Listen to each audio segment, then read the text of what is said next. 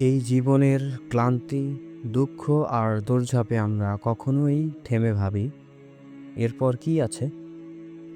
এই ব্যস্ত পৃথিবীর আড়ালে আছে আরেকটা অসীম বাস্তবতা, যার নাম আখিরাত। আমরা যে পৃথিবীতে বেঁচে আছি তা কেবল একটাই পরীক্ষা।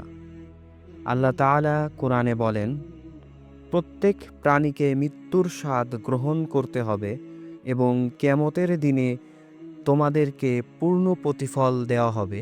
সূরা আলে ইমরান আয়াত নং ১৮৫। এই আয়াতের প্রতিটা শব্দই যেন মনে করিয়ে দেয়, জীবন ক্ষণিকের কিন্তু পরিণাম চিরস্থায়ী। একদিন যখন চোখ বন্ধ হবে, পৃথিবীর সব সম্পর্ক, সব দৌড়ঝাঁপ থেমে যাবে। তখন আমাদের সামনে খুলে যাবে নতুন এক অধ্যায়, বারজাখ, কবরের জীবন। রাসূল সাল্লাল্লাহু আলাইহি ওয়াসাল্লাম বলেছেন, কবর হলো আখিরাতের প্রথম ধাপ। এটা শান্তির বাগানও হতে পারে, আবার শাস্তির অন্ধকার গহ্বরও হতে পারে।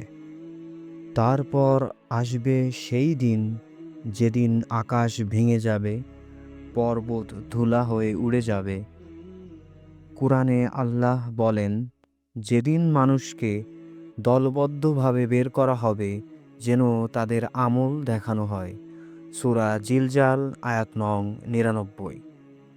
সেদিন কেউ কারো পাশে দাঁড়াতে পারবে না, নিজের আমলই হবে একমাত্র সঙ্গী।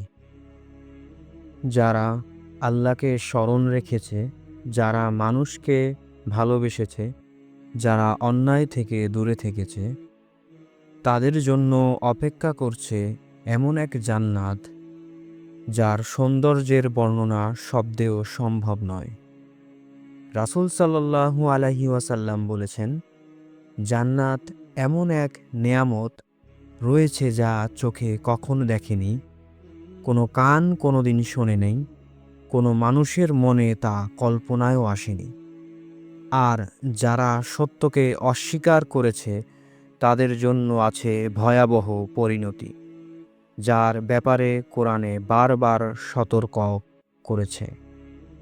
আখিরাতের জীবন আমাদের খুব কাছের, আগমনের অপেক্ষায়। এই ক্ষণস্থায়ী দুনিয়াতে আমরা যাই করি, প্রতিটি দয়া, প্রতিটি অন্যায় এড়ানো, প্রতিটি নামাজ, প্রতিটি চোখের জল, সব কিছুই আমাদের পরকালের দরজা খুলে বা বন্ধ করে দেয়। চলো আজই নিজের দিকে ফিরে তাকাই। এই দুনিয়া সাময়িক, কিন্তু আখিরাত চিরন্তন। আমরা কোথায় থাকতে চাই সেটার সিদ্ধান্ত আজকের আচরণেই লুকিয়ে আছে।